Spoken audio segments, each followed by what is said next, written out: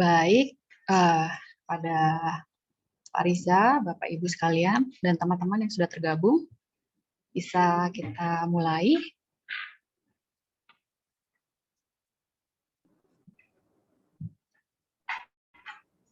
Ya, silakan, Mbak. Baik. Bismillahirrahmanirrahim. Assalamualaikum warahmatullahi wabarakatuh. Saya sudah terdengar semuanya, atau mungkin ada yang belum terdengar? Baik, saya anggap sudah terdengar semuanya. Selamat siang kepada Pak Riza Pardana Kusuma. Konnichiwa, Riza-san. Konnichiwa.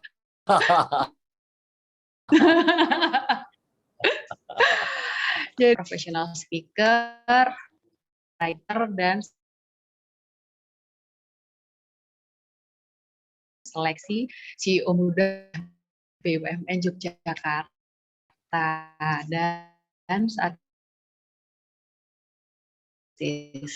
Bapak Mas kalian selama 25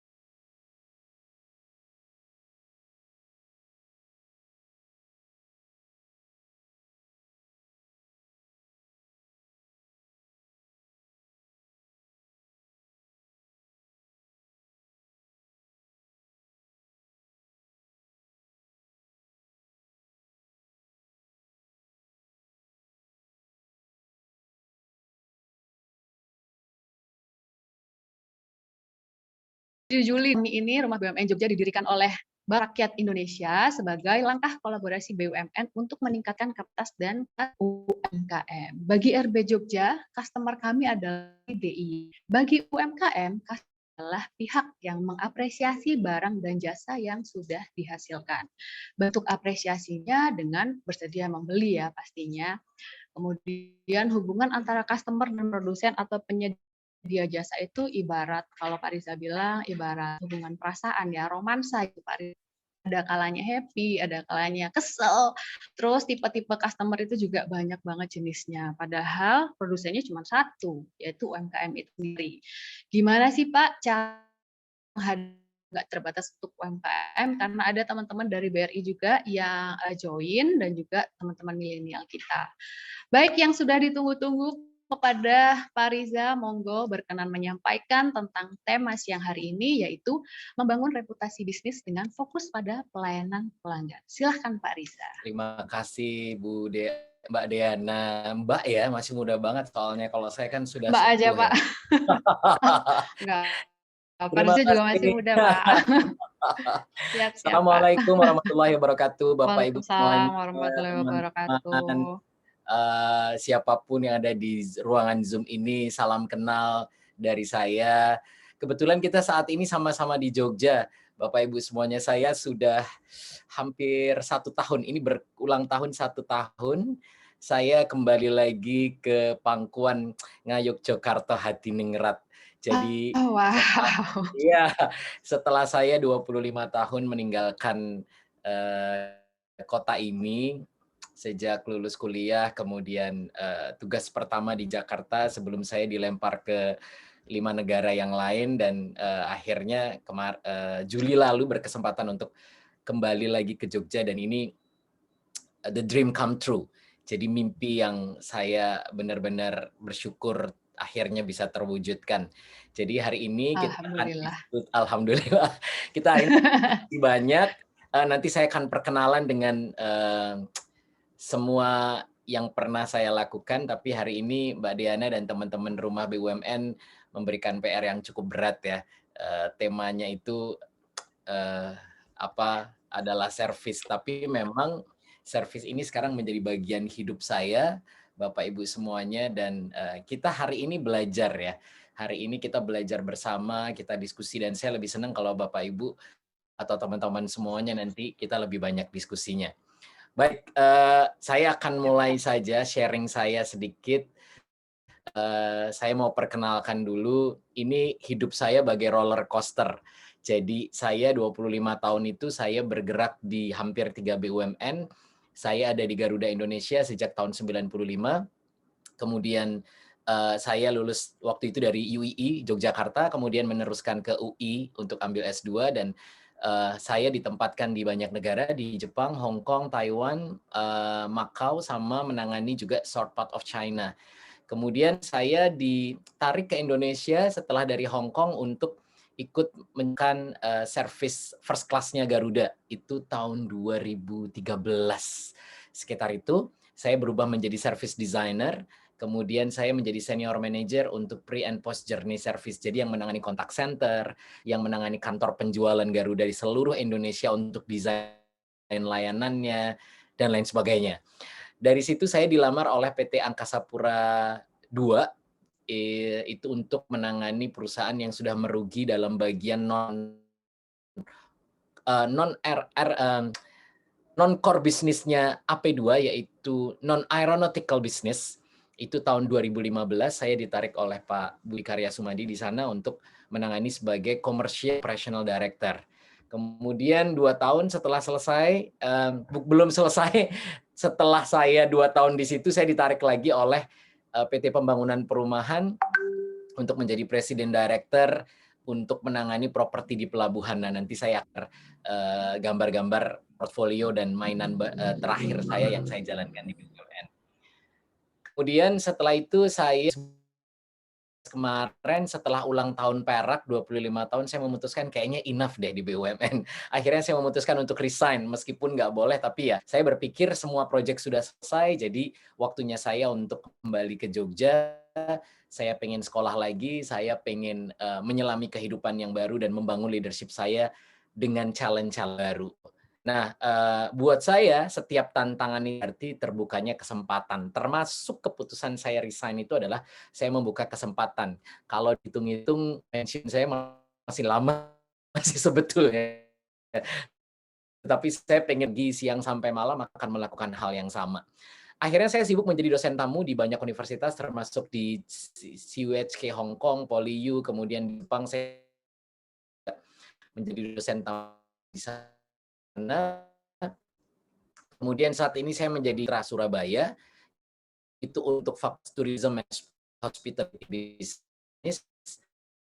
Saya juga practitioners, kemudian saya, nah ini ada ownernya di sini, ada Restu Ibu, saya menjadi Business and Service Advisor, ada Bu Nina, selamat datang Bu Nina.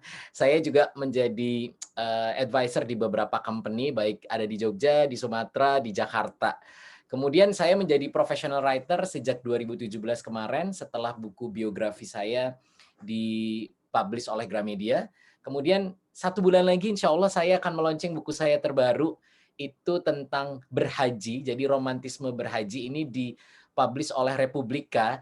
Jadi Bapak Ibu harus mengikuti Instagram saya. Untuk yang sudah pernah berhaji, sudah pernah berumroh dan baru berkeinginan, atau mungkin lagi terdampak oleh pandemi, harus baca buku ini. Gitu. Ini bukunya menarik banget. Kemudian saya sedang mempersiapkan komik biografi saya yang buku saya pertama. Kemudian saya juga lagi menulis buku tentang leadership, services, dan second generation. Nah, ini adalah contoh dari komik yang nanti akan dipublish atau di launching awal tahun depan. Kemudian saya membuat sekolah gratis. Benar-benar hidup saya dedikasikan untuk pendidikan. Dan saya mendirikan sekolah gratis di 4 kota waktu itu secara mobile, kemudian berubah menjadi online setelah pandemi ini. Melakukan leadership mentoring, jadi untuk banyak anak-anak muda, kemudian ada beberapa eksekutif yang memang saya aktif memberikan mentoring dari sisi leadership. Kemudian saya juga meluncing beasiswa, program beasiswa saya, beasiswa tumbuh Riza Perdana Kusuma, dan juga program magang untuk anak-anak muda ini masih berjalan sampai hari ini di Instagram saya. Jadi kalau Bapak Ibu ada anak, teman, saudara, adik, cucu yang masih kuliah, boleh cek Instagram saya, nanti bisa join karena akan ditutup 5 Agustus.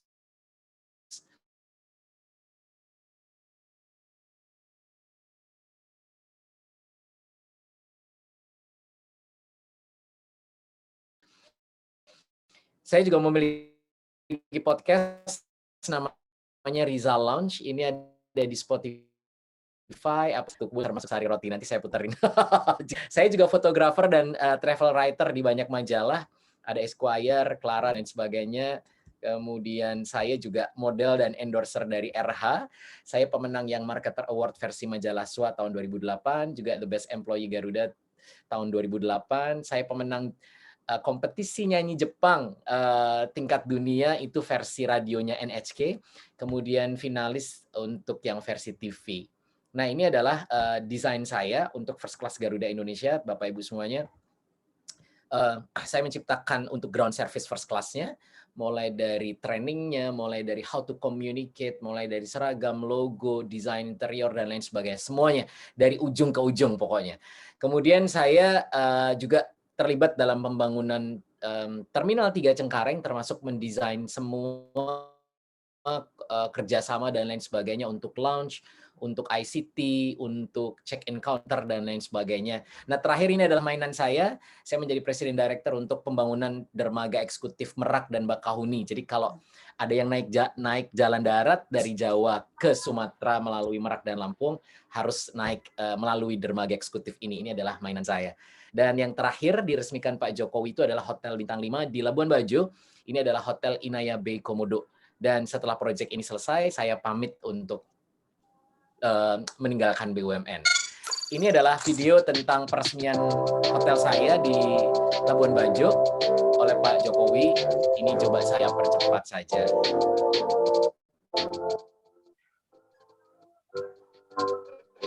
Ini hotelnya.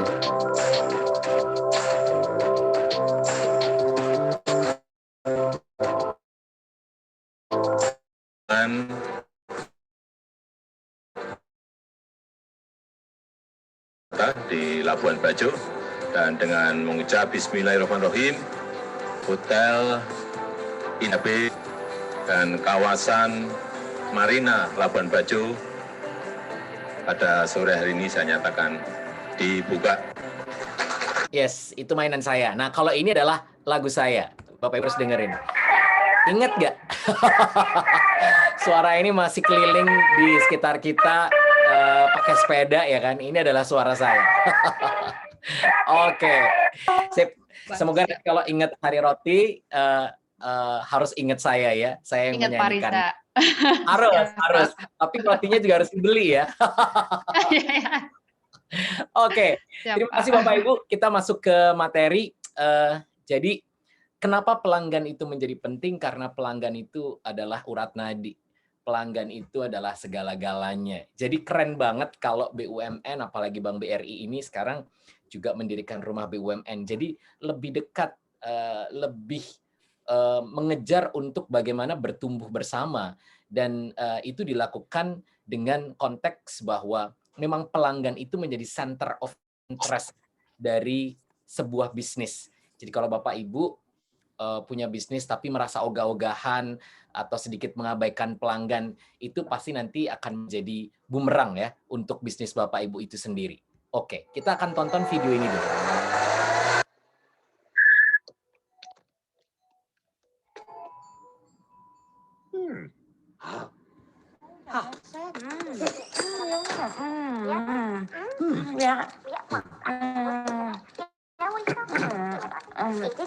Yeah. No.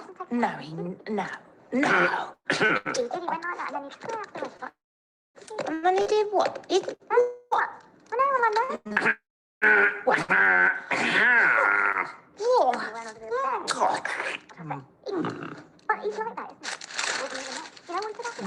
That's how then. Yeah. And then what happened? Morning. Yes. See. No. Has it time to get it done? No. No. Done. There. There. No, no. Look. No.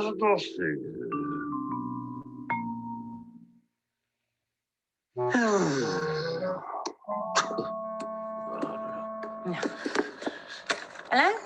Hello?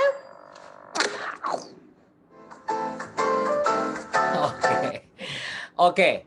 Kebayang nggak Mr. Bean itu kalau dialami oleh kita apa yang beliau alami, pasti kita kesel banget, bukan? Jadi customer itu kalau dicuekin, jadi customer itu kalau nggak diurusin gitu kan, mentang-mentang produknya laku, mentang-mentang jasanya laku, kemudian sama customer seenak-enaknya, itu lambat laun tanpa terasa kita akan tergerus. Karena dalam kondisi yang luar biasa seperti ini, pasti banyak sekali pesaing-pesaing kita yang tanpa kita sadari akan menjadi kuda hitam. Mereka pelan-pelan memoles jasanya, memoles produknya, memoles komunikasinya. Dan ya, mereka pasti akan menjadi salah satu yang akan mengambil dengan senang hati customer-customer yang kecewa dari tempat kita untuk dilarikan ke tempat lain. Nah, oke, saya mau ngajak diskusi beberapa yang ada di sini ya, kalau boleh ya. Saya pengen mengundang siapa ya? Saya pengen manggil Mbak. Oh, sebentar. Ini ada Mbak Nuni Kurniati. Boleh on cam nggak Mbak Nuni Kurniati? Saya mau ngajak diskusi, boleh nggak dihidupkan soundnya? Halo Mbak Nuni. Atau siapapun, kalau Mbak Nuninya malu, Mas Amir Syah boleh? Mas Amir Syah boleh? Atau Bapak Ibu atau Mas Andi, Pak? Mas Andi boleh? Mas Andi, halo Ya. Mas Andi. Mas Andi. Halo. Oh, Halo. wah pengusaha besar ini mah. Halo Mas Andi. Halo Mas Reza, apa kabar? Baik. Ketemuan lagi nih Mas Andi. Mas Andi, saya mau ngajak diskusi Mas Andi nih. Mas Andi lihat slide saya ya? Yes, oke. Oke. Ini gambar apa Mas Andi? Apa ini? Sebentar Mas. Ini apa namanya? Kancing ya, kancing. Oke, kancing. Tinggal separuh, Iya, Mas. separuh, betul. Jadi ceritanya gini. Istri saya mengirimkan baju saya yang mau saya pakai untuk meeting ke laundry. Begitu balik, laundry ini begitu saya buka mau dipakai pas 1,5 jam menuju tempat acara, saya kancingkan. Terus kancingnya tinggal separuh. Kalau Mas Andi jadi saya, apa yang Mas Andi rasakan? Mungkin agak pertama kaget ya, dan agak kecewa juga sih. Kenapa kancingnya tinggal separuh? Iya, oke. Kesel banget pasti ya? Ya sih, kecewa sih. Kecewa banget. Oke, yang kedua, suatu hari lagi, saya sama istri saya ke car wash. Car wash, oke. Kemudian saya nunggu 1 jam, ngopi, balik lagi. Mobil saya penyok seperti ini. Sekali lagi, saya mau tanya, kalau Mas Andi empati sama saya, apa yang Mas Andi rasakan? Jujur kecewa juga dan Kecewa juga. 2 kali. Jadi apes banget nih ceritanya, Mas. Tambah lagi, pas saya tadi ke kafe, lagi menyendok 1 sendok aja, tiba-tiba ada gambar seperti ini. Ini kalau Mas Andi ngerasain seperti saya, mau nerusin makan nggak? Nafsunya udah berkurang, Mas. Mas cuma rambut loh, Mas cuma 1 loh. Ya, cuman bagi saya ini udah ngerasa bahwa ini nggak higienis, Mas. Gitu ya. Mending pindah restoran ya kan? Iya. Oke, makasih Mas Andi. Thank you. Terima kasih Mas Andi sudah mewakili perasaan saya sebagai konsumen. Ternyata dalam 1 minggu saya dikecewakan 3 kali Bapak Ibu semuanya. Mulai dari baju, mulai dari mobil, sampai makan aja dikecewakan gara-gara rambut ini. Nah, kalau apa yang Anda rasakan, kalau Anda punya opini dan sempat berkomentar dari tadi pertanyaan saya, kalau Anda empati jadi saya sebagai customer, apa yang Anda rasakan, maka semuanya akan mengatakan customer itu sebetulnya punya perasaan. Customer itu merasakan sakit hati. Tapi aneh ya, yang ada rambut makanannya larinya ke perut, kenapa hatinya yang sakit? Mobil bisa dibenerin lagi, bisa ketok magic, bisa dibalikin kalau ada asuransi, kenapa kita perlu sakit hati? Kancing bisa diganti, bisa beli gampang, tapi kenapa perlu kita sakit hati? Itu jawabannya karena customer itu adalah segumpal perasaan. Customer itu sebetulnya bukan tentang manusianya, bukan tentang siapanya dia. Mau dia, mau istrinya, mau adiknya, semua yang ikut hadir pada saat momen itu, yang ada piringnya, yang rambutnya ada piringnya kan cuma piring saya gitu. Tapi semua keluarga, istri, anak saya sempat kesel gitu. Jadi mereka itu juga adalah segumpal perasaan. Jadi kumpulan perasaan ini, meskipun ada 5 orang yang sakit, yang kena dampaknya 1 orang, tapi yang lain ikut sakit hati gitu. Nah, menurut buku yang nanti akan saya launching tentang service, definisi ini yang menjadi definisi saya, bahwa customer itu adalah segumpal perasaan. Mau transaksinya lewat bank, mau transaksinya lewat ATM, tetapi perasaannya tetap ada. Mau ketemu dengan satpamnya, mau ketemu dengan pegawainya, tetap namanya customer itu harus dibikin happy. Meskipun dia beli makanan, beli minuman, tapi tetap yang disenengin adalah perasaannya. Nah, konteks berikutnya adalah siapa yang masuk golongan pemilik perasaan ini? Ada 2. Ada yang namanya consumer, ada yang namanya customer. Kalau consumer itu adalah orang yang membeli secara langsung. Nah, tadi dalam konteks ini kan yang ada rambutnya di makanannya kan tempat saya. Tetapi kalau saya ceritakan Mas Andi itu ikut sakit hati, yang Mas Andi kan nggak ikut mengkonsumsi, tapi kenapa ikut maki-maki, kenapa ikut kesel? Karena Mas Andi itu adalah customer, tidak secara langsung mengkonsumsi. Atau bisa jadi dia adalah perantara. Nah, kalau saya ambil contoh yang paling real, consumer itu adalah kita yang makan dan beli langsung lewat ojek online. Tapi kalau customer itu adalah ojeknya.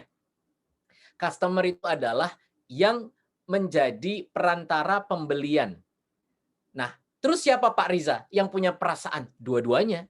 Coba, kalau Gojeknya juga dibikin sakit hati, dia marah nggak? Marah. Tapi yang bayar siapa? Consumernya. Jadi sebetulnya kita itu juga kadang-kadang nih ya, mohon maaf, ada juga beberapa institusi yang sama ojek online tuh kayaknya melihat sebelah mata banget. Nggak boleh ini, nggak boleh itu, apa segala macam. Ada juga yang mereka respect, memberikan tempat yang cukup bagus, ruang tunggu, bla bla bla segala macam gitu. Padahal mereka tidak boleh mengabaikan apa yang terjadi karena bisa jadi customer yang namanya Gojek ini juga ikut menentukan proses penjualan itu sendiri. Kalau dia di-treat dengan happy, maka consumer pun pasti at the end akan juga merasa happy. Nah, di manakah seharusnya mereka ini semua dikelola? Mereka ini dikelolanya adalah di bisnis kita, di service arena kita, perusahaan kita, institusi kita, pabrik kita, tempat produksi kita, itu adalah arena. Kemudian tempat untuk etalase, tempat menjualnya, itu adalah arena yang kita miliki. Nah, dalam konteks ini, sebuah area yang di mana di situ ada mitra bisnis, pembeli, penjual, pelanggan, itu semuanya adalah tempat di mana kita harus berpikir, semua orang yang ada di dalam harus memikirkan customer kita yang mau beli siapa ya? Yang kita mau layani siapa ya? Nah, itu di situ sebetulnya adalah terdiri dari banyak individu atau orang-orang atau malah partner dan institusi yang memang semuanya concern untuk menuju satu titik dan satu objek. Siapa itu? Dia adalah pelanggan. Kita lihat lagi video seperti ini ya, Bu, Pak.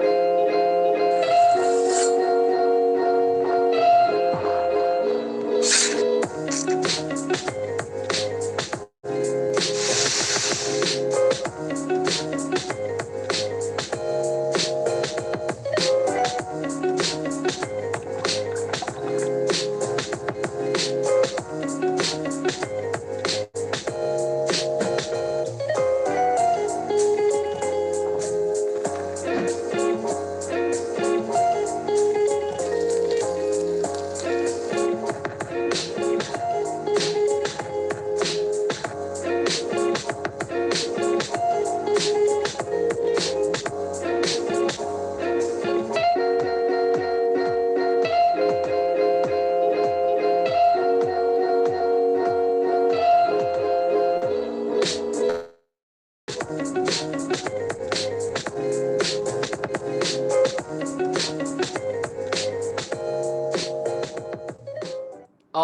saya mau tanya nih ke teman-teman. Teman-teman boleh chat semuanya ya. Boleh di-chat di samping ini. Tebak, sekali makan di kafe tadi itu biasanya mungkin satu orang akan habis berapa? Boleh ditebak nggak? Boleh ditebak nggak? Boleh di-chat nggak? Coba dituliskan berapa habis makan sekali satu orang di kafe itu. Dengan layanan yang seperti itu. Boleh di-chat? Boleh di-chat? Nah, ini saya bacain chatnya. 200.000 kata Mas Subki, 500.000 K. Mbak Diana 200.000. Yang lain? Oke, yang lain berapa coba? Ini ada 500, ada 200.000. Mas Aldrik katanya 500.000. Satu orang ya, luar biasa. Nah, nggak boleh diskon ya? Nggak boleh Pak Riza gitu. Itu 500, 200.000 itu aja minumannya doang gitu. Sekarang kita lihat yang ini.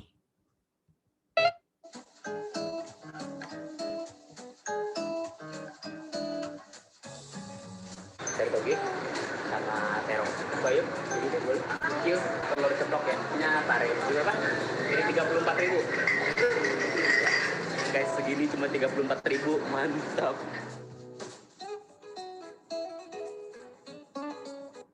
Oke makan di kafe tadi sekali 200 sampai 500.000 tapi di sini dengan uang yang ada kita bisa makan berapa 15 sampai 20 kali mungkin ya. Jadi kita bisa dikatakan kalau yang tadi untuk menata makanannya ditata sedemikian rupa.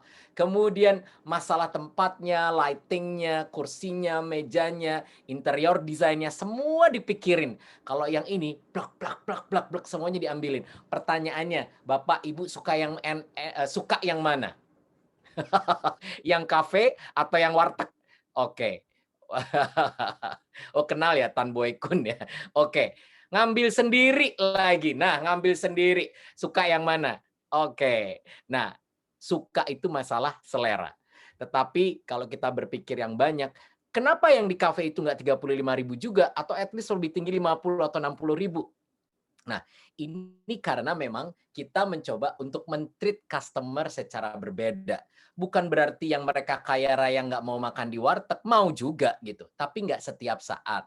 Karena mereka pasti akan berpikir tentang hygiene-nya, mereka akan berpikir tentang kadar kolesterolnya, gulanya, dan lain sebagainya. Nah, kemudian barang-barangnya itu bahan-bahannya diambil dari mana?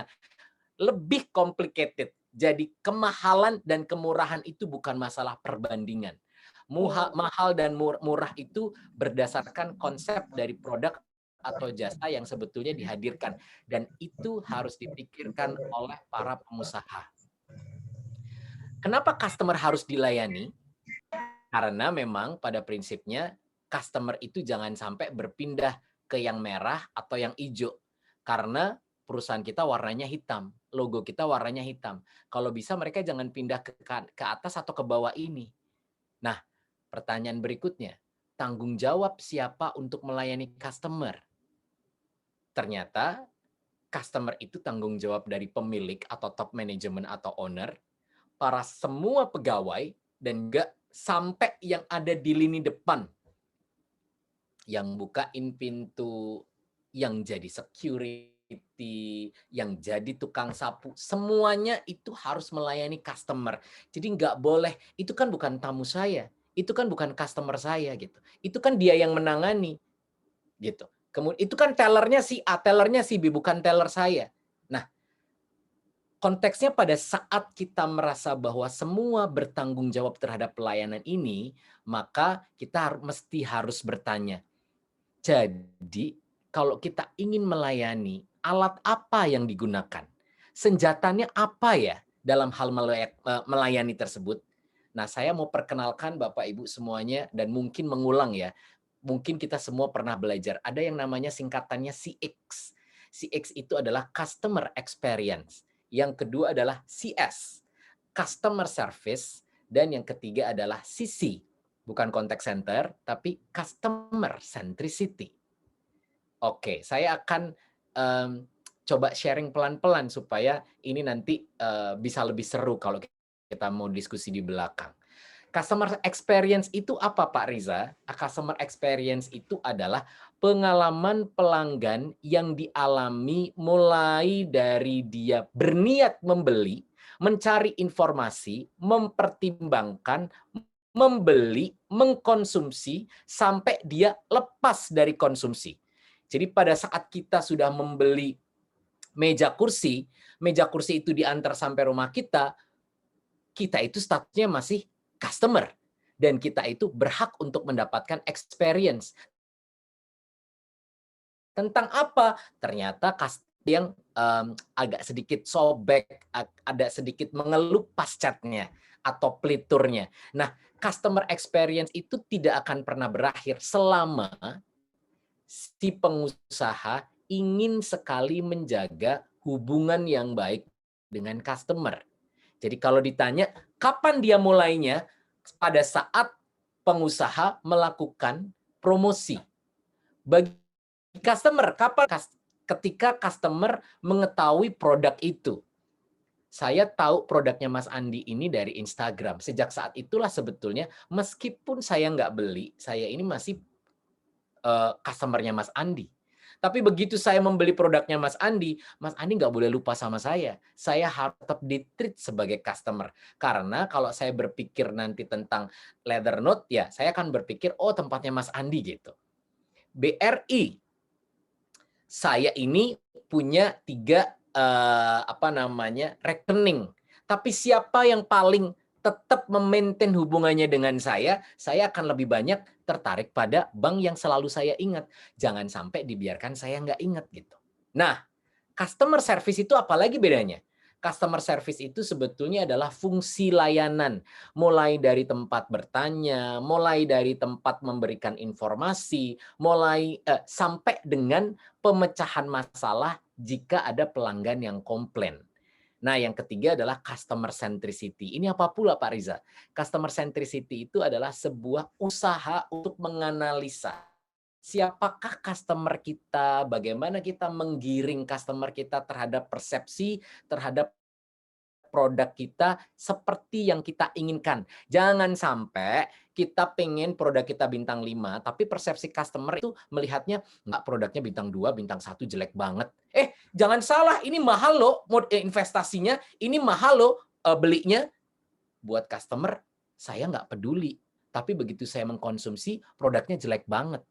Jadi sengotot-ngototnya si produsen itu menciptakan produk, pengennya dipersepsikan tinggi, tapi ternyata customer penerimaannya tidak seperti itu, berarti customer centricity ini menjadi sesuatu yang gagal dikonsepkan. Gitu. Clear ya bedanya antara yang merah dan nanti Ibu semuanya. Pilih mana antara Bukalapak, Shopee, Blibli, atau Tokopedia? Mungkin semua orang akan mengatakan Tokopedia karena sering Pak dengar Tokopedia. Bahkan bunyi handphonenya jinglenya Tokopedia. Ini Mas Aldrik bilang Tokopedia gitu. Yang lain boleh chat. Tokopedia, Blibli, Shopee, atau Bukalapak. Blibli ini sudah semakin ditinggalkan. Mengiklankan itu adalah salah satu reminding us with the product and services that offering by the producer atau the company. Nah, intinya adalah apapun yang Anda pilih, Bapak Ibu, saya mau masuk ke dalam sebuah materi. Siapa yang Anda pilih sebagai yang akan Anda pilih sebagai customer, Anda bisa pilih 3-4-4-nya atau Anda bisa memilih 2 di antaranya atau 1 di antaranya. Tapi yang pasti customer yang akan dipilih customer adalah mereka yang ini seperti ini. Nah, contoh implementasi antara customer experience, customer service, dan customer centricity itu adalah contohnya seperti ini. Nih, pada saat kita buka Tokopedia, diskonnya banyak banget. Wah, kita senang. Oh, ada program cashback. Wah, kita senang. Itu namanya customer experience. Kemudian begitu buka di handphone, gampang bukanya. Nggak susah, nggak ribet, daftar pun gampang, tinggal masukin nomor handphone dan email. Waduh, enak banget nih Tokopedia. Habis itu dikasih iklan lagi, tawaran menarik banyak banget dari Tokopedia. Sementara Shopee, Bukalapak nggak pernah ngasih. Pelit amat gitu kan. Itu kita dibikin happy. Pengalaman kita begitu daftar Tokopedia tuh seneng terus gitu. Kemudian barangnya begitu kita lihat barangnya bagus, dikirim sampai rumah tetap utuh, berkualitas, awet. Berarti Tokopedia milih partnernya memang keren-keren. Pengantarannya cepat, nggak ada masalah. Gitu. Nah, suatu saat kita kecewa sama Tokopedia. Begitu kita telepon balik ke contact center-nya, baru 1 kali ring diangkat. Itu berarti customer service-nya bener kerjanya. Begitu kita komplain tanpa nunggu lama, langsung direspon. Bahkan ada recovery. Maaf Pak, Bapak udah terima barangnya, sudah. Oke, ini kita ganti dengan yang baru. Boleh nggak yang lama dikirimkan? Enggak apa-apa kok, Mbak, masih utuh. Enggak apa-apa, kita pengen memberikan yang lebih baik untuk Bapak. Begitu dikirimkan lagi, ada surat permohonan maafnya. Pakai pita warna pink, ada bunga mawarnya meskipun dari plastik. Nah, itu konteksnya adalah customer service-nya itu menjalankan tugas dengan baik. Pertanyaannya adalah, customer service-nya keren, customer experience yang diterima oleh customer itu juga semua pengalaman yang menyenangkan. Siapa yang buat ini? Nah, ini yang disebut customer centricity. Siapa yang mendesain ini semua? Ini yang disebut customer centricity. Adalah orang-orang di kantor pusat, orang-orang di manajemen, orang-orang di belakang layanan itu memberikan dan memikirkan support pengembangan layanan dengan baik. Misalnya, penjaga tokonya digajinya itu Senin Kemis. Ya pasti dia ngelayaninya senyum aja, enggak persis tadi video yang di itu kan, yang di Mr. Bean. Kemudian nggak dikasih seragam sehingga customer nggak tahu ini yang layani siapa, yang melayani siapa. Nah, ini kenapa ditanya, iya seragamnya belum jadi, kenapa tokonya dibuka gitu kan. Nah, ini berarti head office atau orang-orang yang mendesain customer centricity ini nggak siap. Mereka nggak tahu. Tapi begitu frontlinernya melayaninya cemberut, marah-marah, dimaki-maki. Kamu ya udah digaji, nggak bener ngelayaninya. Loh, ngelayani seperti apa aja saya nggak ngerti, Bu. Diajarin senyum aja saya enggak. Di training aja saya enggak. Gitu. Nah, kalau ini sukses, konsisten dijalankan, maka customer akan happy dan loyal. Hari ini kita beli tahun 2001, tahun 2003 malah layanannya lebih bagus lagi. Bukan tambah buruk, saya semakin cinta lagi. Jadi kita sebagai customer itu nggak sempat pindah ke lain hati. Gitu kan? Nah, saya mau contohkan kegagalan customer centricity itu kegagalannya di mana? Nih misalnya, suatu hari saya beli mobil. Begitu saya lihat posternya, waduh keren banget, warnanya merah nih gue banget gitu kan. Habis itu, begitu saya datang ke showroomnya, staff counternya jutek. Turunlah, drop mood saya. Duh, ngapain sih kita datang? Jutek amat, cantik-cantik jutek gitu kan. Begitu kita pesan mobil ini, DP, 8 bulan pengantarannya. Padahal janjinya awalnya cuma 3 bulan. Begitu kita komplain,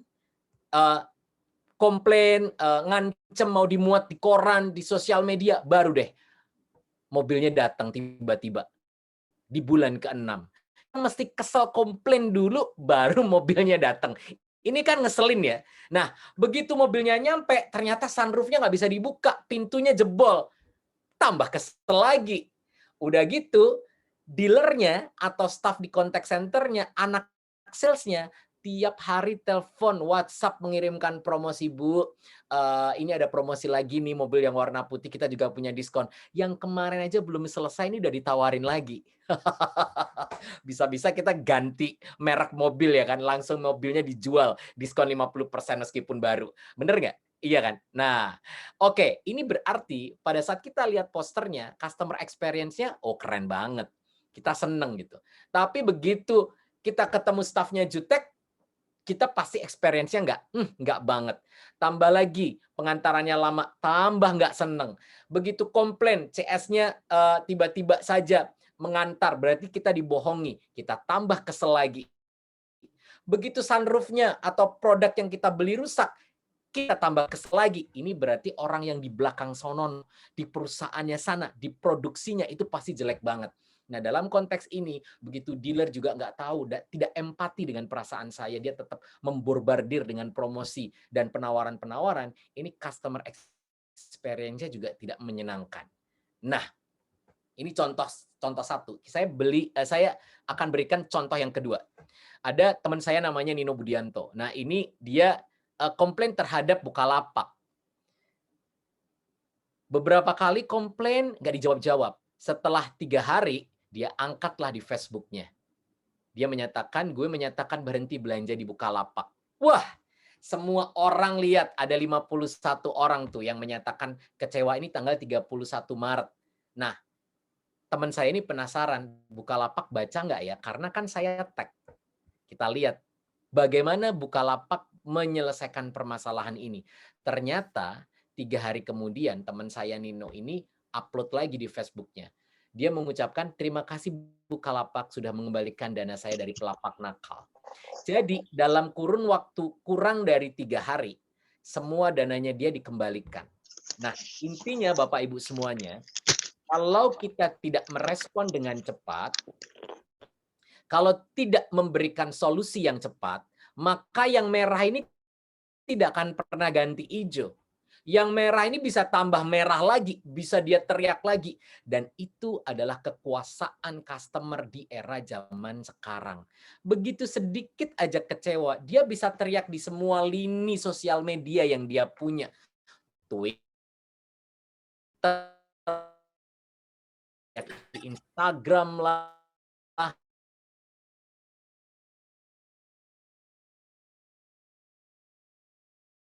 gitu. Clear ya? Jadi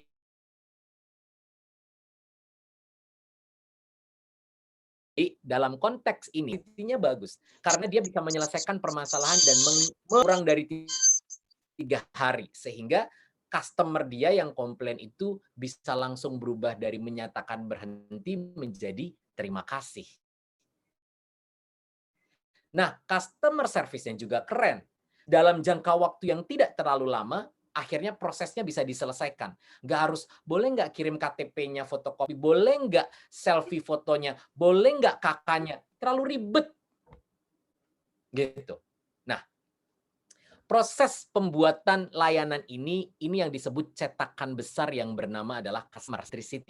Ibaratnya sebuah piringan wadah besar, maka customer centricity itu di dalamnya ada customer experience, ada customer service. Cetakannya namanya customer centricity. Contoh lagi nih yang ketiga. Kalau ada gambar 1 dan 2, kalau saya pilih yang 2. Karena apa? Customer experience-nya keren. Yang melayani cantik, langsing, muda, rapi, pakai senyum, body language-nya bicara. Tapi yang nomor 1, katanya restorannya buka jam 8. Saya masuk jam 8:30 gitu, yang ngelayanin belum pakai 8:30, dilayaninya keliru. Habis itu dia pakai wajah yang garang banget gitu. Nah, dalam konteks ini customer experience kita nggak dapat di nomor 1. Bahkan customer centricity-nya berarti saya bisa menyimpulkan siapa yang kerja di situ. Bagaimana cara kerjanya. Disiplin atau enggak restorannya dibuka. Nah, konteksnya adalah tidak semua frontliner bisa disalahkan. Yang disalahkan adalah think tank-nya atau thinker-nya, otak yang ada di belakang ini semua. Benar nggak customer-nya itu dilayani dengan cara yang baik? Bisa jadi frontliner-nya nggak salah. Pak, ini udah 8:30. Bapak kenapa marah-marah? Ini harusnya yang saya pesan roti kenapa dikeluarkan dikeluarkan sandwich. Saya nggak pesan sandwich, saya cuma pesan roti aja pakai message gitu. Bapak kenapa keluarkan ini? Loh, Bapak nggak, tadi pesannya nggak jelas. Emang ngomong saya nggak jelas? Enggak. Tadi yang layani, yang dengarkan teman saya nggak layani. Pokoknya saya sediakan itu, Bapak makan mau nggak mau. Ini sudah dibuat. Ternyata dia nggak pernah di-training. Ternyata dia bukan pelayan yang sebenarnya. Dia sebetulnya chef. Tapi karena banyak pegawainya yang keluar, maka si chef ini harus ikut juga melayani. Hancur kan luar biasa? Ini berarti yang salah sebetulnya bukan dia. Yang salah adalah semua yang mengorganisir ini, semua yang mendesain ini sehingga bisa terjadi kekacauan. Gitu. Clear ya? Oke. Nah, ini yang disebut tadi cetakan. Ibarat sebuah cetakan roti, maka customer centricity itu maunya apa yang kita ciptakan, apa yang kita inginkan atas produk yang kita jual, pengennya persis seperti dengan cetakan yang kita buat itu. Apa kabarnya kalau ternyata cetakan ini tidak sesuai dengan apa yang kita inginkan?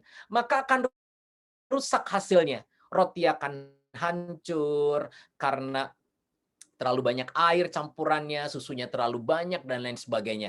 Itulah kenapa sebelum meluncing produk harus hati-hati. Jangan sampai produk ini sudah diluncing di pasaran, setelah kita buka pembukaan kantor cabang, kita buka sebuah toko yang di situ ada etalase yang menarik, ternyata orang penerimaannya tetap kecewa. Kok seperti ini ya? Gitu. Jadi pertanyaannya adalah, mengapa Anda harus menyesuaikan diri dengan cetakan customer centricity ini? Karena customer itu beragam. Kalau kita lihat diagram Maslow di sebelah kanan ini, ada customer yang cuma butuh makan tidur aja cukup. Saya nggak butuh parfum. Saya nggak butuh hand body yang harganya satu botol 100 cc itu sampai 354 juta. Tapi beda sama yang warna merah ini, yang sudah aktualisasi diri. Kalau enggak Kitek atau kuku, cat kuku yang satu botol segini aja, harganya yang 20 juta, dia nggak mau make. Kenapa, Bu?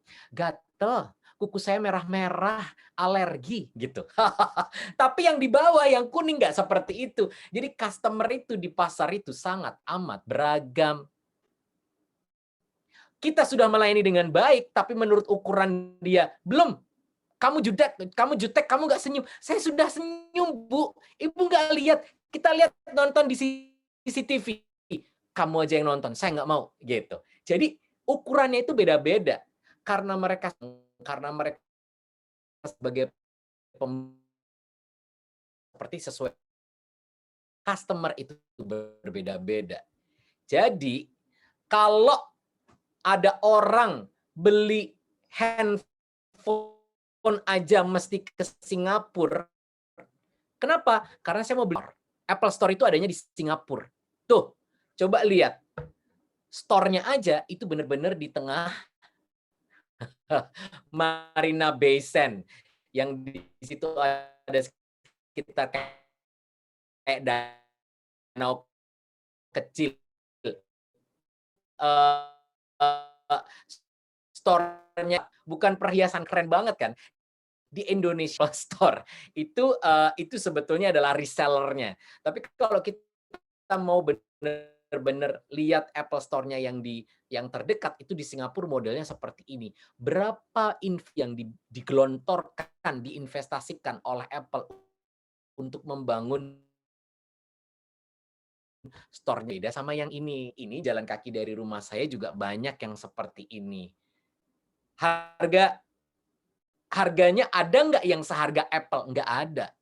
Ada nggak Apple dijual di sini? Ada, tapi yang bekas. Yang baru nggak ada.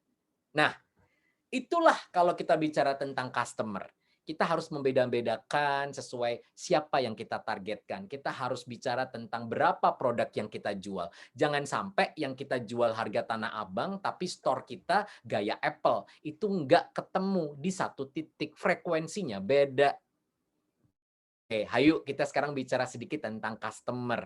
Siapa sih customer itu? Customer itu ada dua, Bapak Ibu. Customer itu ada yang internal maupun yang eksternal. Nah, kita dua-duanya perlu tahu bahwa baik customer internal maupun eksternal itu dua-duanya punya perasaan. Bukan yang customer eksternal aja yang bisa patah hati. Customer internal kita juga bisa patah hati, bisa ngamuk, bisa resign, bisa pindah ke perusahaan sebelah. Nah, yang perlu diingat sebagai pemilik produk atau an opportunity for you to think remarkable. Ribet banget Pak Riza, maksudnya apa? Maksudnya adalah setiap detik yang kita punya pada saat kita berinteraksi dengan customer itu adalah waktu yang sangat berharga. Karena itu akan berdampak customer itu memorable. Customer itu akan mengingat masuk ke store-nya nggak dibukain atas, kelas tinggi gitu. Jadi sedetik aja kita salah konsep, customer itu bisa pergi. Jadi bikin something yang remarkable, benar-benar yang nempel di kepala, gitu ya. Meskipun kita ketemu sama mereka cuma singkat, tapi bikin mereka nggak pernah lupa sama kita. Karena yang paling bahaya adalah it takes months to find a customer, but a second to lose one. Kalau mau buang customer itu gampang, bikin customer kecewa itu gampang. Tumpahin aja gelasnya, ya kan? Kemudian bikin aja lama nganterinnya, dilama-lamain, gampang, pasti mereka nggak balik lagi, gitu. Tapi untuk nyari customer itu sulit banget. A satisfied customer is the best business strategy of all. Customer yang happy itu adalah strategi terbaik yang oleh para pembeli. Kalau kita mau lebih rinci, customer itu, external customer itu adalah ya orang-orang yang membayar dan menggunakan produk atau layanan kita tanpa terkecuali, baik yang beli maupun yang enggak, baik yang potensial maupun yang sangat sudah menjadi loyal customer kita. External customer itu baik yang terhubung langsung maupun yang jadi perantara. Nah, kalau saya ajak teman-teman ke Jepang, Jepang itu bilang bahwa customer itu adalah Tuhan. Kok gitu Pak Riza? Nah, harus baca buku saya. Di buku saya itu Tuhan mereka. Karena di produk kita, dialah Tuhan kita.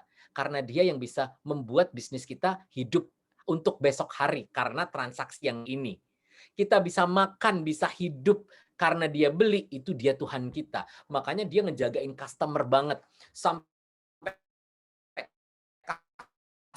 customer-nya pergi aja, dia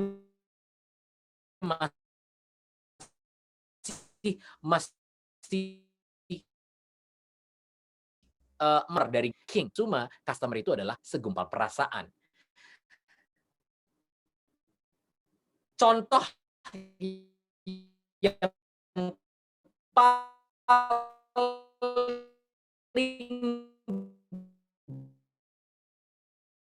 baik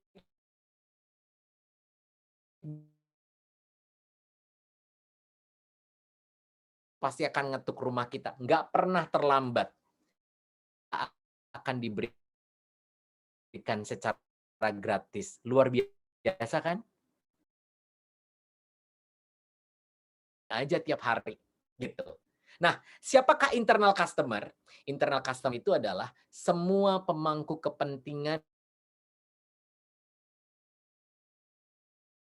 yang terkait dengan bisnis kita. Ada karyawan, HAM. Jadi semua yang ada di dalam perusahaan kita, baik yang bekerja di dalam institusi tersebut maupun yang terkait. Jadi Anda nggak boleh lupa terhadap partner yang menyetor bahan baku. Anda nggak boleh lupa sama orang yang produk Anda, nggak boleh lupa mereka adalah customer Anda, tapi disebutnya sebagai internal customer. A company's employee are its and your people are your product. Jadi produk Anda itu bukan hanya jasa Anda. Produk Anda itu tidak hanya barang yang Anda jual, tapi orang-orang Anda itu adalah produk Anda. Clear ya? Klien, karena apa? Klien itu nggak datang duluan. Karyawan itu datang duluan. Jika Anda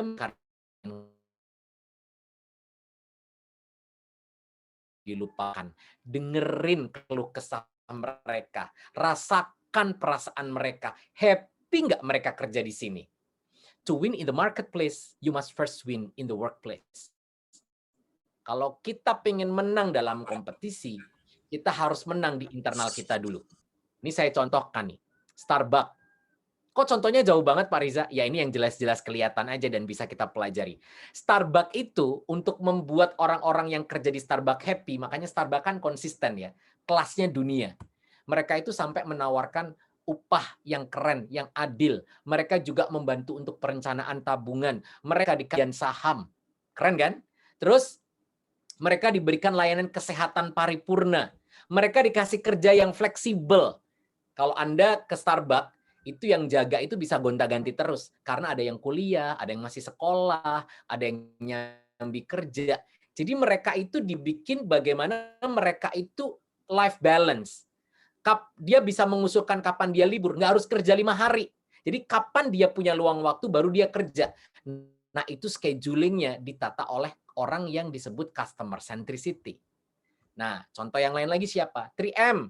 Ini loh Bu, yang jualan atau yang memproduksi plester lah, ada Post-it. Nah itu 3M.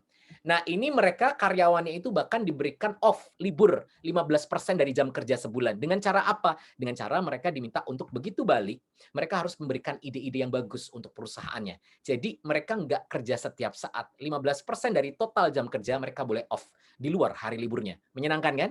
Menyenangkan. Nah, yang paling the best itu adalah Google. Ini disebut sebagai First Fortune magazine itu menyebutkan sebagai satu yang nomor ranking terbaik sebagai tempat kerja di dunia ini. Kenapa? Karena mereka memberikan kemewahan untuk karyawannya. Karyawannya dikasih makan gratis, pakaiannya dikasih binatu, antar jemput full wifi di mobilnya, kesejahteraannya dipantau, kemudian dikasih cuti itu liburnya 5 bulan. Luar biasa kan? Di kita kan cuma 3 bulan, ini 5 bulan, gaji penuh dan tunjangan. Top gitu. Wah susah Pak Riza kalau saya menerapin itu. Jangan sekarang, nanti kalau bisnisnya sudah membaik ya kan. Tapi nggak salah kita merencanakan dari sekarang. Kita announce kepada karyawan supaya mereka giat, supaya mereka terdorong dan bersemangat untuk bisa memberikan yang terbaik buat perusahaan, membuat happy customer. Nah kesimpulan Bapak Ibu hari ini adalah yang pertama, dunia bisnis itu semakin gegap gempita persaingannya. Mereka yang memandang remeh customer, baik internal maupun eksternalnya, bakal kehilangan pasarnya. Yang kedua kesimpulan saya, pelanggan itu mesti dibuat tertarik sejak pertemuan pertama. Sebab pertemuan kedua, ketiga, dan selanjutnya akan berbuah pada loyalitas akibat dari penyusunan desain layanan, customer centricity yang sengaja kita buat dengan sempurna. Kesimpulan ketiga, jangan sibuk memanage atau menghandle komplain, kursus sana, kursus sini, training handling komplain di mana-mana. Tapi perbaiki saja proses penyusunan layanannya kepada pelanggan, sebab itu akan lebih menjanjikan dalam jangka waktu yang panjang. Jadi, kalau kita belajar mendesain, memperdalam customer centricity, setiap komplain tidak boleh terjadi untuk yang kedua kali. Karena sekali komplain, habis itu harus sembuh penyakitnya. Tapi kalau kita tidak pernah membuat customer centricity menjadi lebih baik atau tidak didesain, maka kita akan lolos. Kita nggak ngerti yang salah itu di perusahaan kita di mana. Yang ada adalah orang di dalam gontok-gontokan. Perusahaan akhirnya bubar. Oke. Customer centricity itu quality is never an accident. It is always the result of intelligent effort. Jadi customer centricity itu bukan sesuatu yang instan. Itu harus didesain sedemikian rupa karena itu membutuhkan cara berpikir yang cerdas. Customer centricity mengatakan bahwa bisnis yang sederhana itu adalah simple, sederhana aja, adalah bisnis yang membahagiakan orang lain, adalah bisnis yang membahagiakan customer-nya. Pak, ngapain dibahagiakan? Orang dia nggak beli produk saya? Nggak. Kali ini dia nggak beli, tapi one day dia beli. Karena itu ya disebut customer yang potensial. Nah yang terakhir, kalau kita mencoba untuk mengingat statementnya Albert Einstein, if I had 60 minutes to solve a problem, I'd spend 55 minutes defining it and 5 minutes solving it. Jadi lebih baik kita tidak sibuk menyelesaikan masalah, tapi memikirkan bagaimana masalah ini tidak berulang. Tapi kita memikirkan supaya nggak timbul masalah. Jadi kalau desain layanannya benar, customer centricity-nya benar, tidak ada orang yang bekerja sebagai orang yang menangani pemecahan masalah. Gitu. Mas Jinan Aji, ya terima kasih, tolong dimatiin. Oke, jadi kalau kita belajar dari Albert Einstein, jangan terlalu sibuk untuk training customer complaint handling. Tapi yang perlu diperbaiki adalah tentang bagaimana kita memperbaiki desain layanan kita alias customer centricity kita. Jangan kalah sama ASN. Kenapa? Karena video ini baru saya dapat dari tadi pagi. Jadi kita cek ya, bagaimana langkah ASN ke depan. Setiap ASN harus mempunyai orientasi yang sama, yaitu memberikan pelayanan terbaik untuk masyarakat. ASN bukan pejabat yang justru minta dilayani, yang bergaya seperti pejabat zaman kolonial dulu. Itu tidak boleh lagi, bukan zamannya lagi. Setiap ASN harus mempunyai jiwa untuk melayani, untuk membantu masyarakat. Untuk itu, ASN dilengkapi dengan kewenangan dan sumber daya yang diberikan oleh negara. Otoritas dan sumber daya ini harus digunakan secara akuntabel, dengan loyalitas tinggi kepada pemerintah, bangsa, dan negara, serta menjaga kehidupan masyarakat yang harmonis. Dan di tengah dunia yang penuh disrupsi, peningkatan kapasitas dan kompetensi, serta kemampuan beradaptasi dengan perubahan menjadi mutlak bagi ASN. Sebab banyak sekali masalah yang tidak bisa dipecahkan oleh satu dinas, oleh satu daerah, oleh satu kementerian atau lembaga, maupun oleh satu keahlian dan satu disiplin ilmu. Nah, persis negara ini yang sekarang lagi gencar-gencarnya mendukung perbaikan layanan dari aparatur sipil negara. Tadi udah cerita kan, ASN atau mereka yang melayani nggak boleh bergaya maunya dilayani. Kemudian nggak bisa dikerjakan sendiri. Vendor ikut kerjasama, pemilik usaha ikut kerjasama, pemegang saham ikut kerjasama, partner ikut kerjasama, bahkan konsumen pun diajak bekerja sama. Kalau ini jalan, kita bisa menjawab gangguan atau disrupsi yang akan kita hadapi ke depan. Jadi jangan kalah sama ASN, jangan kalah sama strateginya Pak Jokowi, kita pemilik usaha harus lebih cerdas melakukan hal-hal yang harus kita tangani terkait dengan yang bisnis yang kita jalani. Terima kasih banyak. Dari saya singkat aja mengenai customer centricity, ini ujungnya doang, tapi nanti kita bisa pelajari kapan-kapan lebih dalam lagi. Terima kasih banyak waktunya yang diberikan oleh Rumah BUMN Cabang Jogja atas kesempatan saya bisa berkenalan. Nah, Bapak Ibu, nanti kita berkomunikasi lebih lanjut lewat Facebook, lewat Instagram di @rizaperdanakusuma. Jadi kalau kita mau diskusi nanti kita lebih banyak. Dan saya kembalikan waktunya ke Mbak Deana. Terima kasih Mbak Deana kesempatan yang diberikan. Kalau ada tanya jawab saya more than happy. Silakan Mbak Deana. Terima kasih Pak Riza Perdanakusuma, sangat jelas sekali dan sangat komprehensif. Terus saya tuh salfok sama artikulasinya Pak Riza dalam menyampaikan sesuatu, sangat jelas sekali A, B, C, D, A, I, U, E, O-nya itu ya. Karena beliau mantan penyiar radio ya Bapak Ibu. Oke, baik Bapak Ibu dan teman-teman, kalau ada yang ditanyakan silahkan open mikrofon atau bisa di chat box. Silahkan. Ini kita masih ada waktu 15 menit lagi. Monggo Bapak Ibu, saya mulai dulu aja ya pertanyaannya Pak Riza. Mungkin saya sambil mancing teman-teman nih Pak. Boleh dengan senang. Jadi, ya Pak Riza biasanya. Oh silakan, ada. Ya, dengan Pak Mas Jeff. Silakan Mas Jeff, langsung aja Mas. Ya. Ini Mbak, saya mau tanya gini, saya ini pernah punya pengalaman ketemu customer yang nyebelin gitu loh. Jadi pengalaman saya tuh gini, dulu kan saya pernah kerja di restoran. Nah, dia tuh minum minta. Halo Mas Jeff, suaranya. Halo Mas Jeff. Lah, menghilang ini. Yang lain jangan.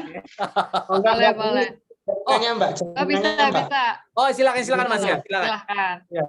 Tadi kan saya mau tanya, saya kan pernah punya pengalaman, punya customer gitu loh. Dia kan beli minuman di restoran, dia itu minta es, tapi dia nggak mau dimasukin bil. Lah, itu kita cara ngadepinnya yang seperti itu gimana caranya? Oke. Jadi ceritanya ada konsumen, ini coba diluruskan nanti ya Mas Chef atau Mbak Diana, ada konsumen datang ke restoran kita, kemudian dia minta es, tapi esnya nggak dimasukin bill gitu kan? Nggak mau bayar gitu ceritanya ya? Iya, betul Pak. Bayar. Oke. Kalau boleh tahu Mas Chef nanya nggak, Pak, kan tadi Bapak pesan es tambahan es ini. Kami boleh dong memasukkan ke dalam bill untuk ditagih. Dia jawab apa?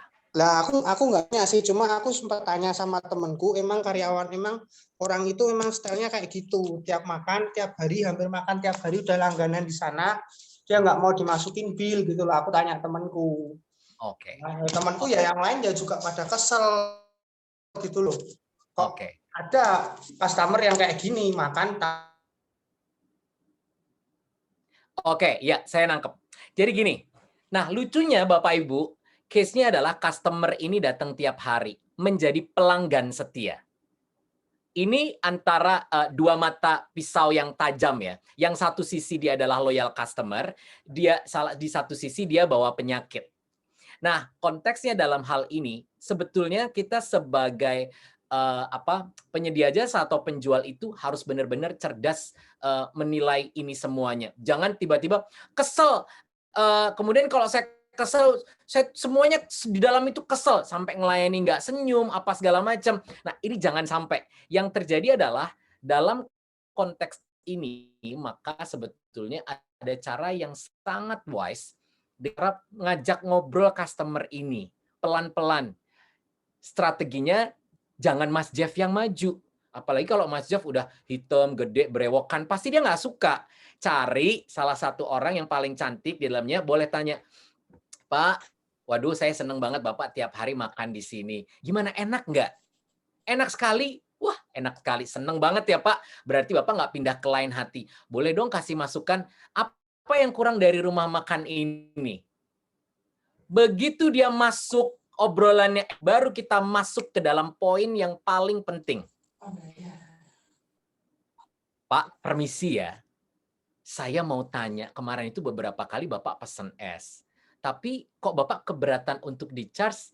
Boleh tahu alasannya apa ya Pak? Nah, dengerin dulu jawabannya dia sampai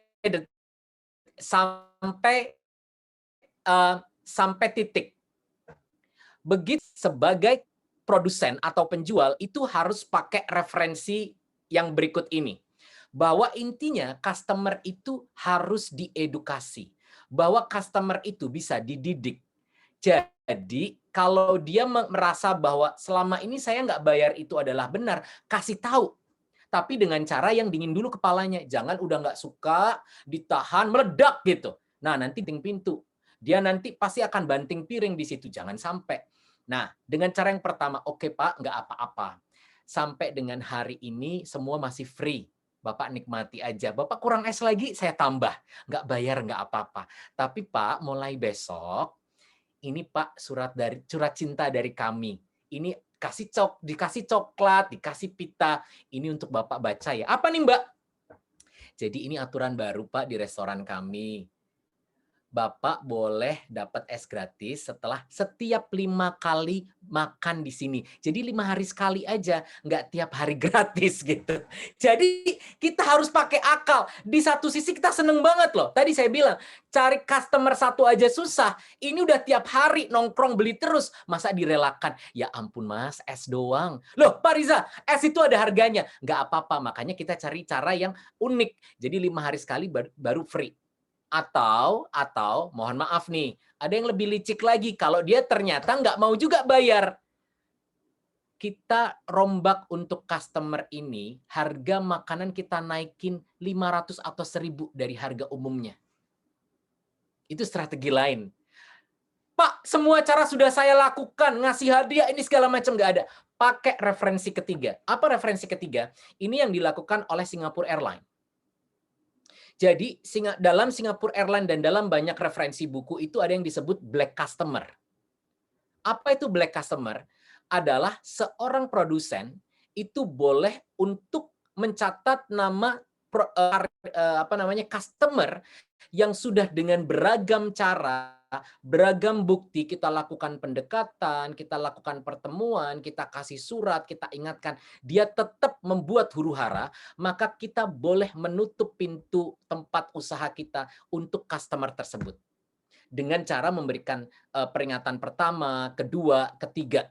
Setelah surat kita kirim, mereka masih berlaku seperti itu, maka kita boleh memblacklist customer.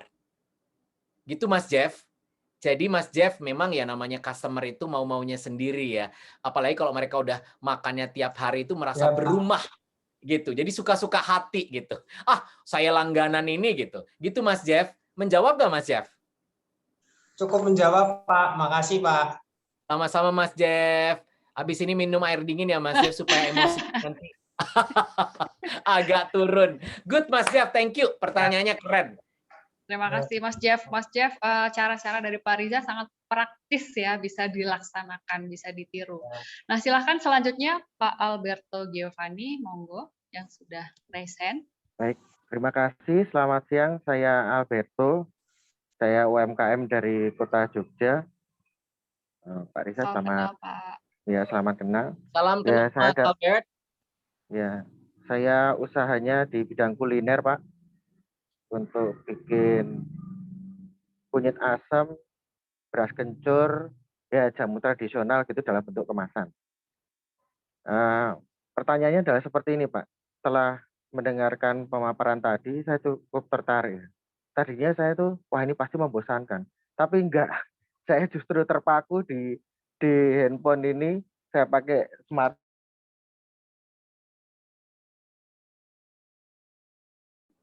Mas Albert. Wah, Mas Albert nge-lag nih kayaknya, Pak. Aduh, saya terharu nih. Saya terharu. Iya, sedih ya, Pak. Itu bisa ada, nah ini Pak. Customer centricity itu tadi ada program cashback, kemudian mungkin promo. Di situ kan pasti membutuhkan biaya yang masuk dalam produk. Ya. Terus keputus lagi nih Mas Albert. Mas Albert masih on kan? Halo. Atau dicicil aja gimana Pak? Saya bisa menebak ya. Saya bisa menebak pertanyaannya. Semoga pertanyaannya persis seperti yang disampaikan. Jadi gini.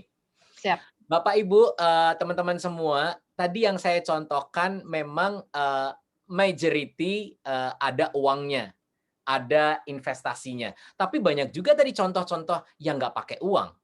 Jadi misalnya nih, Mas Albert ini adalah produsen dari, oh ini Mas Albert on lagi. Muncul lagi. Tadi tiba-tiba terputus. Saya meneruskan aja Pak. Tentu ada tambahan biaya yang harus kita perhitungkan untuk masuk dalam produk kita Pak.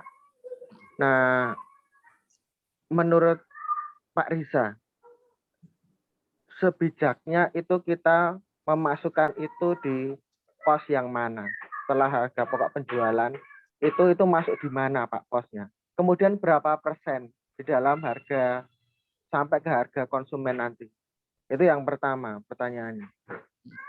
Yang kedua, bagaimana kita secara bijak menyikapi jika ada kompetitor itu yang pura-pura jadi konsumen Pak, kemudian memberikan testimoni yang kurang baik untuk produk kita. Itu sering terjadi di UMKM Pak, seperti itu. Walaupun belum besar, tapi jika kita lihat ada yang melihat produk itu lebih, ya kalau dibilangnya itu latah Pak. Misalnya ada yang laris ya, terus pengen usaha seperti itu UMKM Pak.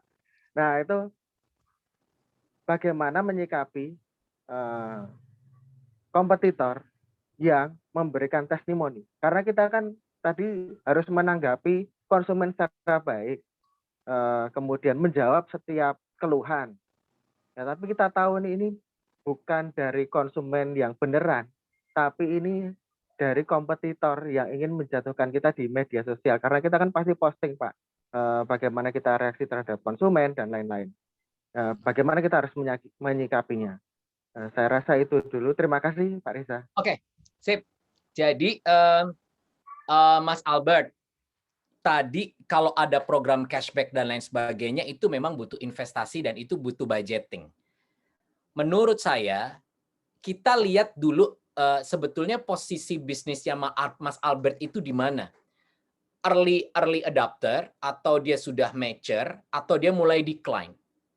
Dalam konteks dia sudah mulai decline, atau dia pada saat dia mulai dari hype lagi naik, maka begitu pendapatan kita meluas, keuntungan kita lebih banyak, maka sebetulnya yang konsep menggunakan investasi atau pakai budget atau biaya ini disarankan.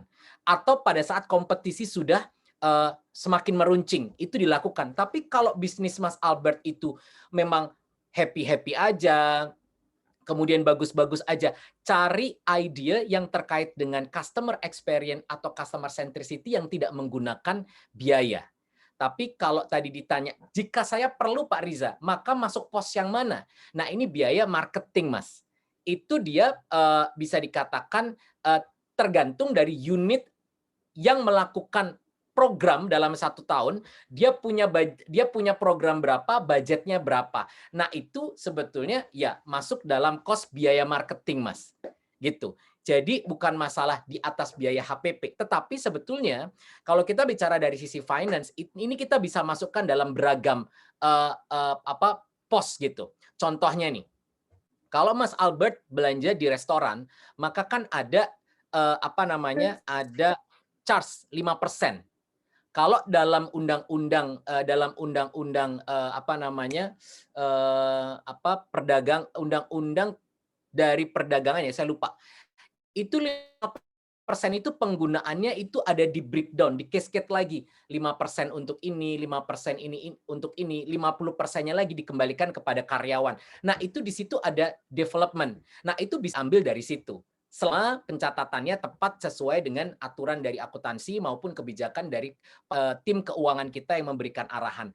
Kalau memang Mas Albert tidak pengen menaikkan harga, karena dengan memasukkan itu ke dalam biaya marketing, automatically biaya persatuannya akan naik, bukan? Gitu. Nah, kita lihat juga persaingannya sejauh mana. Kita lihat juga ada pesaing yang sudah mepet di kita atau belum. Karena Mas, customer centricity ini bisa dari hal-hal sepele. Contohnya, saya adalah kunyit asam, beras kencur lovers, Mas. Saya itu tiap minggu itu beli di pasar Kota Gede. Bahkan saya sangat menikmati tuh loh yang diubek-ubek pakai tangan itu loh. Saya tuh menikmati banget. Karena experience-nya keren banget. Nah, sebetulnya Mas Albert ini bisa memainkan banyak hal untuk membuat customer cinta. Nih, saya ceritakan ya Mas, contohnya nih. Mungkin Mas Albert sudah melakukan, tapi saya pengen mengkonfirm aja. Orang zaman sekarang itu kan banget concern dengan yang namanya pemanasan global. Sangat concern dengan sampah plastik, sampah kaca. Nah, mungkin pada saat mencari botol, Mas Albert bisa menuliskan di situ bahwa botol ini ramah lingkungan, bahwa botol ini benar-benar diambil dari produk yang didaur ulang, atau setiap botol ini sampai di tangan Anda, kirimkanlah kembali kepada kami, maka kita akan berikan diskon 10%. Jadi orang itu akan terikat terus. Karena kami concern terhadap, nah itu Mas hal sepele, cuma ditempelin di botol, dan nggak perlu biaya yang gede. Jadi pertanyaan saya, kenapa harus pakai cashback? Kalau Mas Albert sebetulnya bisa membuat customer itu experience yang berbeda dan jatuh cinta dengan cara yang beragam. Contoh lagi, kunyit asam. Itu Anda berikan foto-foto di situ. Proses, nih contohnya Mas. Kalau Mas Albert ke restoran, di hotel-hotel itu kan ada open kitchen, bukan? Open kitchen itu dapur yang pakai kaca semua. Contohnya lagi apa namanya? Aduh, saya lupa nih Mbak Diana. Apa Jepang udong apa sih namanya? Marugame. Wah. Marugame Ya. itu masaknya kan kelihatan ya Mas. Dapurnya bersih banget. Semua pakai sarung tangan. Nah, Mas Albert itu kadang-kadang bisa begitu dimasukkan ke dalam plastik atau tas kertas, dikasih brosur, dicetak cara pengelolaannya. Di situ diperlihatkan, dipotret-potret semua pegawainya rapi, pakai ini loh, pakai model kalau nonton drakor ya. Kalau nonton drakor itu penjual kaki lima di Korea itu pakai yang tutup mulut ini, terus pakai sarung tangan. Bahwa semua pegawai kita yang menangani itu semua handmade dan semua dijaga kebersihannya, bla bla bla segala macam. Itu sebetulnya membuat orang, wah ini kayaknya lebih hygiene, lebih menjanjikan. Jadi Mas, jualah hal-hal dan keluarkan senjata Mas Albert untuk hal-hal yang sebetulnya tidak memerlukan biaya. Begitu Mas Albert sudah naik, penjualannya bagus, bahkan dinaikin 1.000 aja customernya nggak komplain. Nah itu keren Mas. Disitulah baru bermain-main dengan yang lain. Besoknya botolnya dikasih pita lah, dikasih. Nah itu terserah karena biayanya sebetulnya sudah tercover dari nilai jual produk yang Mas Albert jual. Menjawabkah Mas Albert? Luar biasa Pak, ini saya catat loh Pak. Terima kasih. Alhamdulillah ya Pak. Oke, selanjutnya ini kita sambil ngejar, sebenarnya waktunya udah habis, tapi satu lagi nggak apa-apa ya Pak, udah ada Bu Panca yang raise hand. Bu Panca, silahkan. Pesan ke Mas Albert, nanti di chat private ke saya ya Mas, supaya nanti saya beli ya. Saya beli loh Mas, beli loh ya. Saya nggak minta gratisan, nggak boleh dilarang. Karena kalau orang BUMN itu, oh iya nggak boleh. Tanya Mbak Diana. Kalau orang BUMN itu nggak boleh terima gratifikasi. Jadi saya nanti benar-benar pesan ke Mas Albert. Silakan Mas, silakan Bu Panca, Irawati, thank you. Silakan Ibu. Ya, terima kasih Mbak Diana. Terima kasih ya, Pak. Ibu. Terima kasih. Saya Gimana Bu? mau sharing. Saya apa yang harus saya lakukan? Saya punya beberapa customer yang benar-benar close sama saya. Jadi kadang sampai detail beliaunya itu tanya, telepon, video call hampir setiap hari. Kalau mungkin cuma 1-2 orang nggak apa-apa ya Pak ya. Tapi kalau beberapa orang dan selalu report, oh saya sudah begini, saya begini. Nah kalau apa yang harus saya lakukan supaya tidak mengecewakan beliau, tapi saya juga tidak begitu terganggu gitu. Oke, menarik Bu. Kalau boleh tahu, pada saat mereka telepon itu apa yang ditanyakan, apa yang didiskusikan? Kami diskusi tentang usaha kami, terus usaha yang kami jalankan, terus dia juga praktek apa yang saya ajarkan. Saya di bidang ekoprint dari BUMN Jogja. Terus kebanyakan customer yang kontak dengan saya itu pernah belajar, terus akhirnya beli barang dari saya, mengembangkan bukan, terus belajar juga praktek ya Pak ya. Saya sudah praktek, ini hasilnya begini, saya harus bagaimana. Jadi step by step selalu report gitu loh Pak. Oke, boleh. Gini Bu Panca. Memang customer yang sudah deket sama kita itu bisa jadi narasumber terbaik. Jadi dia bisa memberikan ide, feedback tentang produk kita karena mereka saking mencintainya. Memang jatuhnya pada saat Ibu itu go public, dekat dengan mereka, berusaha memanage secara langsung, ya mereka akan ada kedekatan. Buat mereka Ibu itu role model. Buat mereka Ibu itu lebih cantik daripada Dian Sastro karena dia nggak bisa deket sama Dian Sastro tapi bisa deket sama Ibu. Jadi case-nya Bu, yang pertama adalah jangan dibenci dulu. Jadi pakai referensi yang tadi di slide saya bahwa you can educate your customer. Jadi suatu hari kalau mereka jumlahnya 5-10, suatu hari boleh Ibu kumpulkan mereka, undang makan siang di rumah aja. Kemudian ini ya Bu, supaya halus, Ibu bikin sebuah apa namanya, sebuah event. Awalnya Ibu seperti kayak launching dulu. Seperti kayak launching ini Bu, Bapak Ibu, terima kasih sudah jadi pelanggan selama ini produk saya, produk ini gini-gini segala macam. Nah, nanti di ujung Bu, baru Ibu sampaikan. Nah Bu, kebetulan memang ini proyek dan bisnis saya semakin berkembang. Jadi saya perlu membuat semacam kayak kesepakatan kita bersama.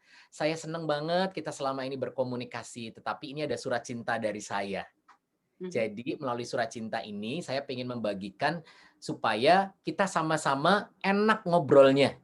Jadi saya akan membuka line untuk diskusi itu di setiap hari Sabtu jam 9 sampai jam 12. Di luar itu sesuai dengan yang saya tuliskan itu, gitu Bu. Jadi jangan sampai pada saat Ibu undang makan siang yang datang adalah asistennya. Bosnya nggak dengar, merasa jadi Ibu tuliskan rapih. Jadi Ibu ingat waktu akad nikah dulu Bu. Akad nikah itu pasti ada saksinya, ada tertulisnya, ada capnya. Jadi gunakan momen untuk komunikasi dan penataan hubungan baik dengan para klien dan konsumen Ibu itu dengan transparan tetapi dengan cara yang baik. Karena apalagi kalau klien Ibu adalah ibu-ibu, itu sensitifnya bukan main. Gimana sih cara merayu ibu-ibu atau para wanita itu? Kasih bunga dulu, dikasih jajan, pasti termehek-mehek. Gitu kan? Nah, mereka itu juga pakai perasaan, maka ngomongnya juga baik-baik. Jadi Bu, terima kasih selama 2 tahun sudah bersama-sama dengan kami. Nah ini ada hadiah. Di dalam hadiah itu ada surat cinta dari saya yang nanti mengatur komunikasi kita supaya lebih baik lagi. Saya nggak enak kalau Ibu datang tiap hari, Ibu datang ke tempat saya pagi-pagi, saya belum mandi. Jadi saya pengen pada saat Ibu datang, Sabtu jam 9 pagi, saya sudah rapi karena pengen menyambut Bapak Ibu yang datang untuk komunikasi. Gitu Bu Panca. Ya. Sekali. Pertanyaan saya, mungkin nggak diimplementasikan seperti itu? Karena kebetulan customer saya luar Jogja Pak, jadi beda kota. Oh, oke. Beda kota, tapi mungkin saya kan bisa nanti secara personal memberitahukan jam segini hari ini kita boleh. bisa ngobrol. Boleh. Ibu luar kota, Ibu bikin gift aja, Bu. Ibu bikin gift, Ibu kasih apa, coklat, apa, segala macam. Ibu kirimkan dan ada, Bu, udah terima belum? Atau, Bu, 2 hari lagi saya mau kirim sesuatu. Apa tuh? Ada deh, nanti terima aja surprise. Oh ya, jangan lupa, Bu, dibuka. Di situ ada surat saya. Apa isinya apa? Ya, pokoknya saya senang banget Ibu udah nelpon komunikasi selama ini. Tetapi saya pengen melayani dengan lebih baik lagi. Karena nggak enak. Begitu dia telepon lagi, oh sekarang diatur ya Bu? Iya Bu, bukan diatur sih. Kita pengen cari line yang baik, waktu yang tepat. Karena kemarin saya nggak enak banget. Kan kita telepon terakhir kemarin keputus. Gara-gara waktu Ibu nelpon, suami saya minta saya untuk membantu pekerjaannya, bla bla bla segala macam itu aja. Bu, pakai referensi kedua, bohong putih itu boleh. Enggak dosa. Sepanjang Ibu proper menyampaikannya. Bukan untuk membohongi, tapi untuk menata. Kan Ibu boleh pakai alasan suami. Cuman yang Ibu nggak boleh, sorry ya Bu, saya lagi sakit. Padahal Ibu nggak sakit. Nah itu bencana itu. Ntar malah nggak bisa bikin ekopren ya. Iya, nanti kualat Bu. Nanti kualat. Jangan, serem. Keren banget ya Bu Panca sarannya dari Pak Riza tadi. Terus ini Pak dapat komplimen juga di chatbox dari ibu-ibu UMKM, ide-ide dan jawaban dari Pak Riza sangat inspiratif. Alhamdulillah. Dan iya, Bapak Ibu dan teman-teman, Pak Riza juga ternyata generous banget ya. Ini mau share nomor HP-nya langsung di chatbox. Jadi bisa di save ya berarti Pak Riza ya? Boleh. Saya nggak pelit kok. Saya nggak pelit. Nggak rugilah pokoknya hari ini Bapak Ibu yang bisa join di kelas siang ini. Dan alhamdulillah ini kita sudah sampai di ujung acara jam 15.09. Terima kasih sekali Pak Riza. Kemudian bisa saya simpulkan sedikit. Tadi ada 3 macam nih Pak ya terkait customer. Yang pertama adalah customer experience itu di front side. Nah, customer experience itu yang mencakup semua pengalaman terkait yang berhubungan dengan customer, baik yang customer langsung maupun perantara. Kemudian ada customer service, itu terkait back office. Nah, ini saya lihat juga beberapa partisipan kita ada yang dari frontline BRI juga. Kemudian ada customer centricity. Nah, ini tempatnya di mana sih? Ini adalah kewenangan dari head office. Jadi orang-orang yang mendesain customer service-nya itu harus sesuai dengan cetakannya gitu Pak Riza ya. Nah, sebagai penutup nih Pak, kita bisa dikasih rekomendasi nggak Pak 3 buku yang dibaca sama Pak Riza terakhir yang mau direkom ke kita Pak? Oh gitu, oke. Ya. Oke. Jadi saya itu adalah pelanggan Kindle. Kindle itu Amazon. Kindle. Ya. Oke. Jadi sebentar ya, saya bukakan. Jadi buku-bukunya itu masih ada waktu nggak ya buka Kindle ya? Tapi kalau tidak, itu ada Customer Centricity Design. Baik. Kemudian ada juga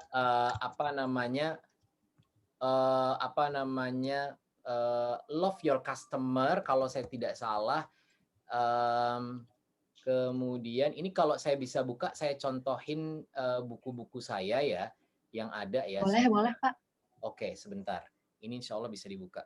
Oke, jadi, nah alhamdulillah bisa nih. Saya malah bisa share di sini. Oke, jadi alhamdulillah. Jadi Bapak Ibu, saya itu sedang dalam rangka membuat atau menulis buku saya ketiga, keempat, dan kelima. Itu terdiri dari fokus saya itu ada 4. Yang pertama adalah leadership, kemudian service design atau customer centricity, kemudian family business. Nah ini kan pada pengusaha semua. Family business itu problemnya adalah pada saat dia mau meneruskan ke anaknya, ke cucunya. Ini biasanya problem. Jadi saya menangani custom dan life balance yang keempat. Nah ini saya mau share, boleh saya share ya Mbak? Silahkan Bapak. Nah ini saya tunjukkan Bapak Ibu, ini adalah library saya online. Ini buku-buku saya. Ini yang barusan saya beli kemarin adalah The Customer of the Future. 10 Guiding Principles for Winner Tomorrow's Business Through the Customer of the Future. Ini ada customer centricity, ini adalah Peter Federer, kemudian apalagi yang customer ya. Ini ada managing millennials, kemudian sebentar. Nah ini ada UX itu adalah for beginner, itu adalah semacam kayak customer experience. Kemudian nih ignore your customer. Kemudian apalagi ya? Oke, ini ada dysfunctional team. Nah, dysfunctional team ini kalau terjadi misalnya ada 2, 3, 4 pemilik tapi saling gontok-gontokan, marah-marahan, bubar semua perusahaan, jangan sampai ada dysfunctional team. Kan ada yang kongsian ya, gitu. Siap. Ini ada lagi The Customer Experience Book, banyak banget gitu. Jadi ini beberapa yang bisa saya share di online library saya. Gitu, Mbak Diana. Siap Pak Riza. Wah, ini lumayan jadi referensi buat kelas kita selanjutnya nih, Pak. Cocok banget dan pasti udah ditunggu-tunggu sama Bapak Ibu UMKM kita juga. Oke, Pak Riza terima kasih banyak. Kemudian untuk kakak-kakak yang butuh e-certificate, sudah ada linknya di chat box. Dan mohon waktunya untuk foto keluarga dulu ya, Pak Riza, Bapak Ibu, boleh. Dan teman-teman sekalian. Silahkan Mas Dito di capture. 1, 2, 3. Senyumnya Oke, Bapak kita Ibu. foto bareng. Ini kok nggak semua dihidupin ya? Kan saya Instagram saya kan jelek kalau nggak ada fotonya ya. Saya izin pasang di Instagram saya boleh ya? Oke, kalau boleh dihidupkan dong kameranya biar seru. Kasihan nih Mbak Diana udah mimpin. Ayo Pak, Bu, belum mandi nggak apa-apa kok. Bapak namanya Ibu, silahkan. Iya, namanya kerja di rumah itu nggak mandi nggak apa-apa. Benar, nggak perlu touch up ya Pak. Nggak perlu touch up. Nah gitu dong, keren. Oke, saya izin nanti saya tag di Instagram saya. Silakan Mbak Diana. Silakan Pak. Iya, silakan Mas Dito. Udah? Oke, terima kasih Bapak Ibu. Terus ini juga lagi ada yang isoman juga di rumah. Semoga cepat sehat kembali ya Bapak Ibu ya dan teman-teman semua. Dan alhamdulillah bermanfaat sekali kelas hari ini. Semoga bermanfaat bagi Bapak, Ibu, dan teman-teman semua, sebagaimana juga memberi manfaat bagi saya secara pribadi. Dan terima kasih yang sebesar-besarnya saya aturkan kepada Pak Riza. Terima kasih Pak. Akhirnya tuh saya bisa berkesempatan satu forum itu saya tunggu-tunggu banget kemarin tuh. Pak Riza mau nggak ya? Pak Riza mau nggak ya? Ternyata mau, alhamdulillah gitu. Maulah. Iya. Terus udah gitu sekarang ini lagi Pak, pengen yang part 2, part 3-nya lagi tuh kan. Nggak mau berhenti nih Pak. Oke, semoga Allah membalas niat baik Bapak ya Pak Riza dengan kebaikan berlimpah bagi Pak Riza dan keluarga. Dan terima kasih pula kepada Bapak Ibu dan teman-teman yang bersedia berkenan meluangkan waktunya hadir, kemudian dari awal sampai akhir, terus bertanya juga aktif. Terima kasih sekali. Dan sehat selalu, bertumbuh dan untuk kita semua. Wabillahi taufiq wal hidayah. Wassalamualaikum warahmatullahi wabarakatuh. Waalaikumsalam. Selamat